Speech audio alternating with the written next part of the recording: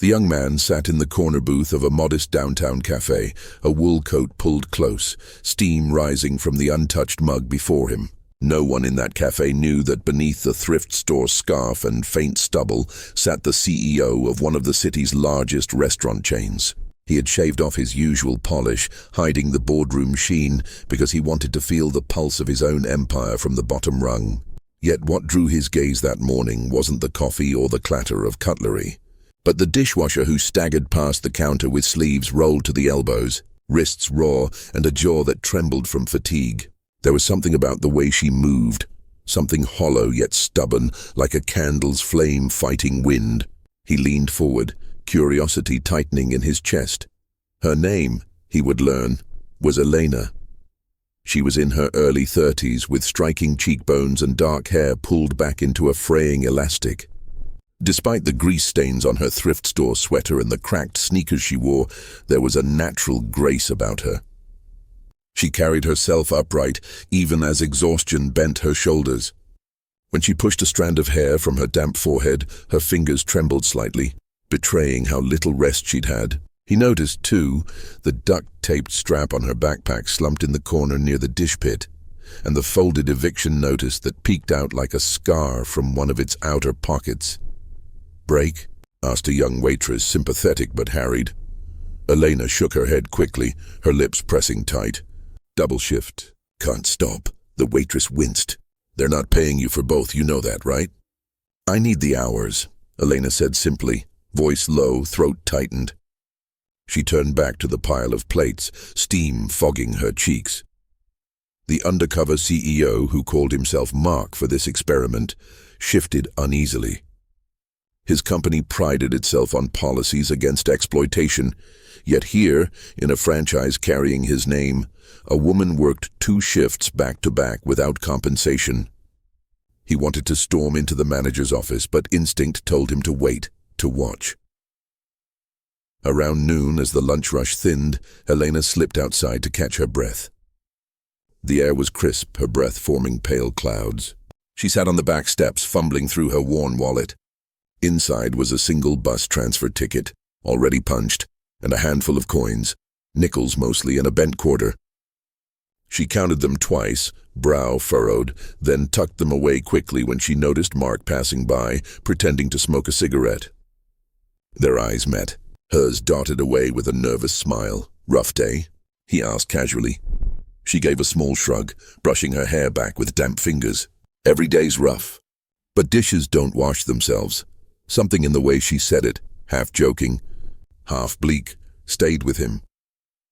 Later, when he followed her discreetly after closing, he saw her hurry down cracked sidewalks toward a dim apartment block. The hallway light flickered overhead, illuminating peeling paint and doors with mail slots stuffed with unpaid bills. Her apartment, he glimpsed through the half-open curtain, was bare. A fridge door hung ajar, revealing little more than half a carton of milk, a jar of mustard, and 2 shriveled apples. In the corner sat a small mattress where a boy, maybe 7, lay curled under a blanket too thin for the season. The child's sneakers by the door were split at the toes, duct tape wrapped clumsily across them. The CEO's throat tightened. Elena was not only working herself raw, she was raising a son alone. And from the framed photo on the wall, where a uniformed man smiled beside her, it was clear why she carried that grief. Widowhood had carved something fragile and unspoken into her face. The next day, Mark arrived earlier, watching from a corner seat again. Elena moved slower, her lips pale, her hands blistered from endless scrubbing. Yet when she spoke to the waitress or the cook, she did so with a polite steadiness, never begging, never complaining. That dignity, despite everything, stunned him.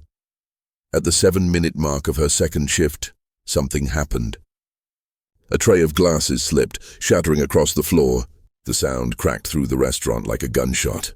Elena froze, eyes wide, then immediately knelt to gather shards with bare hands.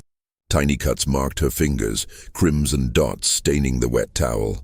The manager barked from across the room. "Careful. That comes out of your pay." She bit her lip, trembling, but said nothing, Mark's fists curled under the table. He had come undercover to learn. but the sight of her bleeding quietly on the floor twisted his gut with fury. He rose, ready to reveal himself, then hesitated. If he acted too soon, the truth of what she endured might remain hidden. So he sat down again, jaw tight, and watched her patch her hand with a strip of napkin before returning to the endless tower of dishes. She glanced once toward the kitchen clock, and her eyes filled with something close to despair. It was in that moment he realized she wasn't just working for survival. She was fighting for something unseen, something beyond the empty fridge and the rent notice. He needed to know what it was before stepping in. That night, outside the cafe, Mark saw her son waiting under the awning in the cold, hugging his duct-taped backpack. Elena emerged, smile tired but soft, and draped her worn sweater over his small shoulders. "Almost home," she whispered. The boy's stomach growled audibly in the quiet street. She tightened her grip on his hand, walking toward the flickering lights of their building. Mark stood frozen on the opposite sidewalk, heart hammering. He knew he couldn't delay much longer. Something had to be done. Yet he also knew that if he exposed himself now, she might never tell her story in her own words. The question haunted him all the way home. How much suffering would he let her endure before he revealed the truth of who he was? The following morning, Mark arrived early, his disguise intact, sitting again in that same corner booth. The cafe buzzed with low chatter, but his eyes never left the narrow doorway of the dish pit. When Elena walked in, hair damp from a rushed shower, her son trailing close behind in last year's hoodie, Mark felt a sting in his chest. The boy carried a duct-taped backpack and clutched a wrinkled paper bag with what sounded like a single sandwich rattling inside.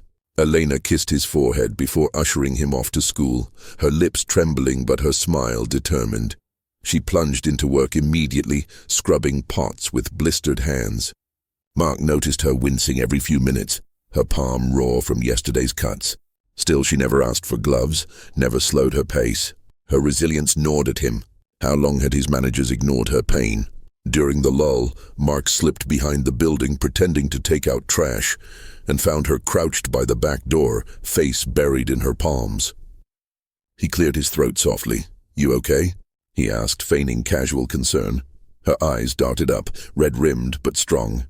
She shook her head. "Yeah, just tired." "You've been covering a lot," he pressed. She exhaled, brushing hair back. "They say I should be grateful for the hours. Doesn't matter if I get paid or not, does it? Rent doesn't wait. Still, you deserve better." His words slipped out more sharply than intended. She tilted her head, studying him with a strange curiosity. "You talk like you own the place." His heart thudded. He forced a chuckle. "Hardly. Just a guy who thinks people should get what they earn." That evening, Mark followed her discreetly once more.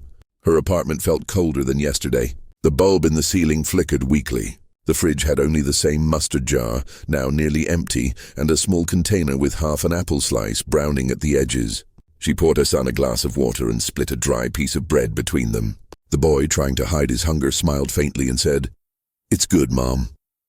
She brushed his cheek, tears shining but unshed.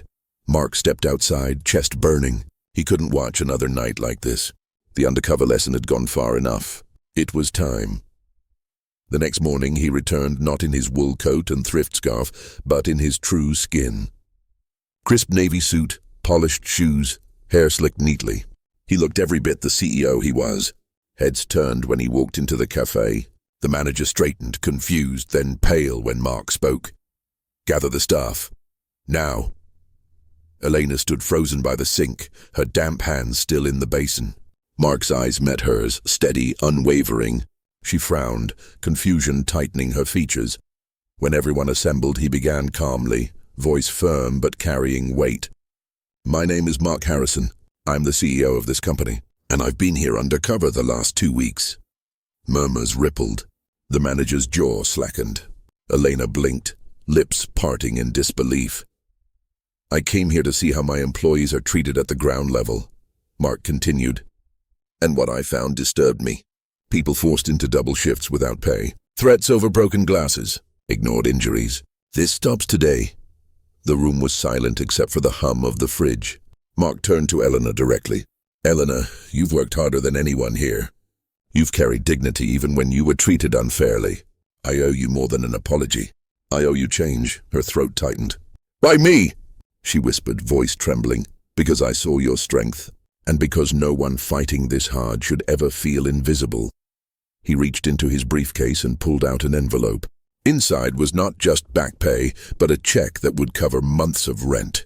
Her hand shook as she took it, her lips trembling. This is too much." "It's the least," Mark interrupted gently. "And it doesn't end here. I want you on staff at headquarters. You know what it means to struggle.